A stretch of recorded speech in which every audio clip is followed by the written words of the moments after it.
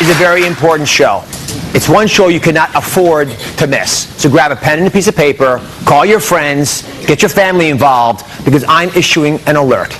There's a state of emergency with America's water. Lethal contaminants are creating a toxic mix in the water that you're drinking, in the water you bathe in, and the water you brush your teeth with.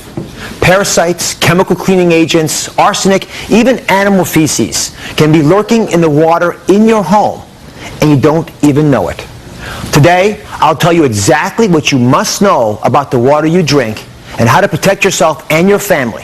This is life-saving information. Take a look. Water. It's the primal source of all life on our planet. We drink it, we bathe in it, we grow our food with it. Without it, we will die. So when we turn on the faucets in our homes, we expect the water that pours out to be clean, fresh, and safe. What you don't know is much of our water is making us sick, maybe even killing us. Here are the hard facts. Every year, nearly 20 million of us get sick from water infected by parasites, bacteria, and viruses. And 1 out of every 10 of us gets exposed to water contaminated with toxic chemicals, poisoning our bodies. Manganese, barium, lead, even arsenic. All of it pumped illegally into our soil, contaminating our water supply.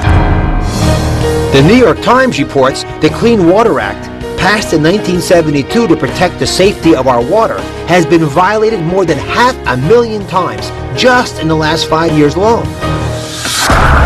Who's poisoning our water? Businesses of every kind, from large chemical factories and power plants to your local gas stations and dry cleaners. But also you and me, the products we use every day. Prescription drugs, shampoos, sunscreen, all are showing up in our water supply and often can't be filtered out. America's compromised water puts all of us at risk. But would you know if you and your family are safe? I've called on the very best experts to shed some light on this very dark subject. First up, Charles Duhigg. He's a New York Times reporter who has blown the lid off what's happening to America's water. In a series of articles called Toxic Water, Charles has spent the last 10 months compiling a state-by-state list of clean water violations that is absolutely terrifying.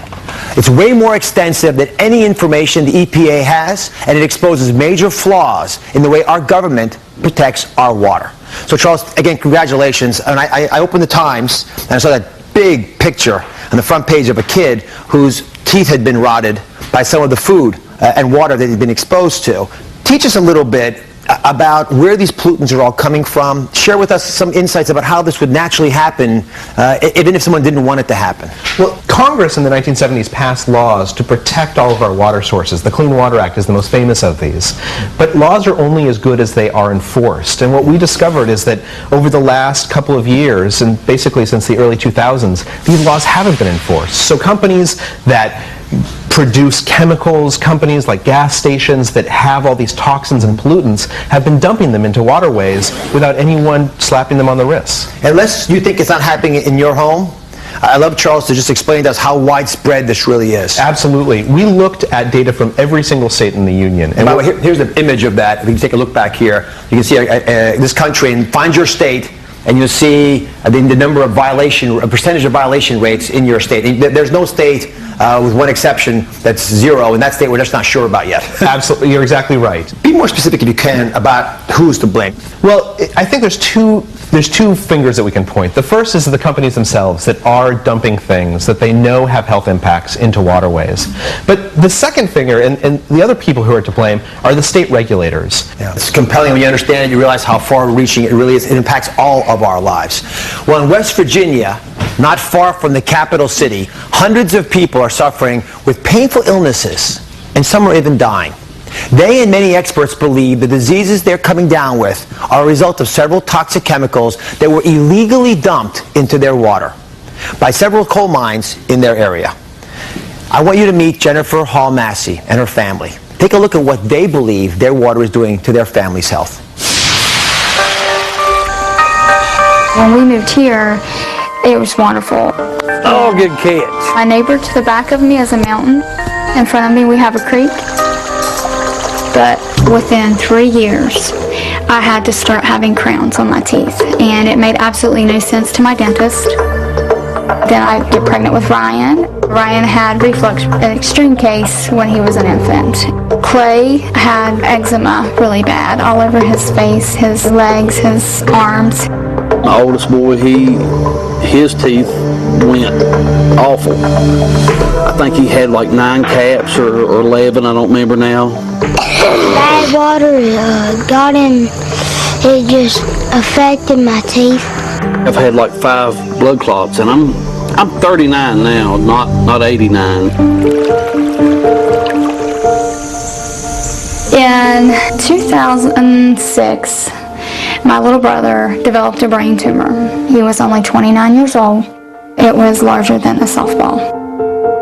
In October the 6th of 06, he went shopping with his friends that evening, was fine, and fell over with a seizure at night, and no one saw him. When we lost my brother-in-law, that really turned things around. That kind of opened our eyes. We were talking to the neighbors and realizing how many others actually had brain tumors. 6 people within a 300-yard radius had brain tumors. It had to be in the water. That's the only thing they had in common, is the water. Our water test came back with significant amounts of manganese, lead, barium, arsenic, and nickel, all things in very unsafe concentrations. Now we do not use the water for anything other than bathing, and I do have to wash clothes in it and clean the house with it. Your number one job is to protect your children, and it's hard when your child is in the bathtub and you know they're sitting in arsenic and high levels of lead. This is America, but yet we don't have safe drinking water. Well, Jennifer's with us today. Thank you for coming. You're welcome. Thank you for having us. I mean, it touches all our hearts when we see that. And if I could actually speak for all the moms out there, I mean, you do what you think is best for your kids. And something that seems so obvious is giving them water, which seems good for them, ends up to be toxic for them. Yes. And how did that shake your world? It was a shock to us. You know, this is America. This should not be happening today. And, you know, it kills your heart when you have to bathe them at night and know that they're sitting in arsenic, lead, manganese, things that they should never be exposed to. I mean, how do you manage life when you don't have access to water? I mean, that's the picture that I saw, actually, the first day. What we do, we limit our exposure to the water. You know, have containers in the bathroom. If they brush their teeth now, they get a container. They take the container, pour water in a cup, and they use that instead of using the water from the faucet. Ironically, we've been doing that for about 1.5 years now, and Ryan has not had any more dental issues since we started using that kind of water. When you look around you and see the other families that get sick, and you spoke about your brother. Yes. The fact that there have been other people who have died. Yes. So, you know, cavities are one thing, Yes. brain cancer is a different thing. Yes. That must hurt. Oh, yeah. We have had 6 brain tumors within a 10-mile span of our home, and half of them died. I actually have a list of a health survey that was done in your community, and these are numbers that are surprising to you, but upper respiratory problems, more than half the population, as with dental issues. Yes. A third of the people have big skin problems. More than half have intestinal problems, a lot of gallbladder issues, stomach infections. Don't you get angry? Oh, you get very angry. It's sad. It's really sad. And the scariest part, you know, now we know what's in our water. You know, 2 years ago, we didn't know what was in our water. But now that we know, we still don't know what's going to happen to our children tomorrow, you know, or the next day, or 5 years down the road. And having no control over that, it's very scary as a mother. Well, to help me explain how toxic water affects your health, I've invited the leading physician in environmental health in this country.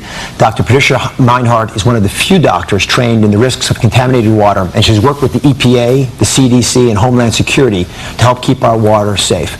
So when it comes to toxic water, we're talking about 3 basic issues. The first is the toxic chemicals, like what we've just heard about in West Virginia. If you could help all of America understand a bit more about how real of an issue these are and how it's going to impact our life. The EPA regulates about 200 different chemicals in our water, but remember, we use chemicals for everything. So there are about 84,000 chemicals in industrial and agricultural use in the United States, and many of them are soluble in water. So if they're soluble in water, that means they have the potential to contaminate our water supplies.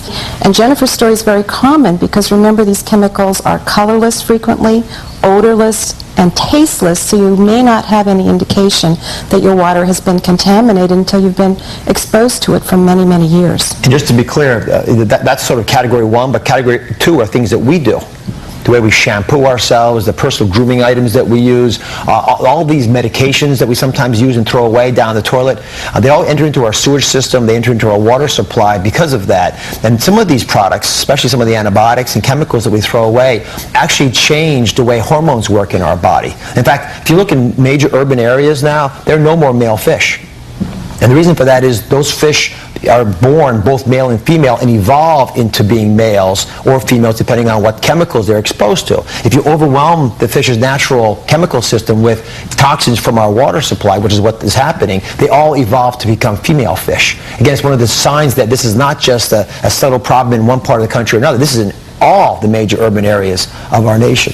Dr. Meinhardt, talk to me a little bit about parasites and bacteria. And I know that this gets into that basic fundamental reality that we have a lot of livestock and we have human sewage as well, and the management of that has become a problem. We face a lot of new challenges, and much of that has to do with agricultural practices, intensive and concentrated livestock operations. Toxic E. coli is now something that has been transmitted in water. The people who have the most to lose from these exposures are the vulnerable populations among us. Pregnant women developing fetuses, infants and children, anybody on chemotherapy, and really anybody who's got a chronic medical condition is at increased risk for these diseases. And for the moms out there, Jennifer, obviously the kids are the ones we worry about because they're the canaries in the coal mine. They're the ones that actually often will reflect the symptoms the first. Yes. It's easier said than done. And we see a big map of America, and all the moms out there should be realizing their states are involved in some way or another. I have sort of one big question that I'm left with. Why are you still there? Well, our first instinct when we realized our water was contaminated was to take our children and get out of the community. And so we put our house on the market, and you can't sell a house with contaminated water. Who's going to buy it? And the neighbors down the road are the same way. So what we did as a community, we decided to stand, fight for a municipal water supply. They initially told us it would take 10 years. We have managed to get that dwindled down to 2. So, and that's been solely a result of the hard work of primarily the mothers in the community, but the fathers have helped us out too. And it's to protect our children. So, yeah. It was a shout out to the moms. You will be the ones who are the change agents. You will make this happen. Thank you very much, Jennifer. Thank you to Charles Duhigg for the great articles. Patricia Meinhardt, thank you very much for joining us today. But I know that although we've given you a lot of information today and some of it's overwhelming, you're going to have things you can do in your own life.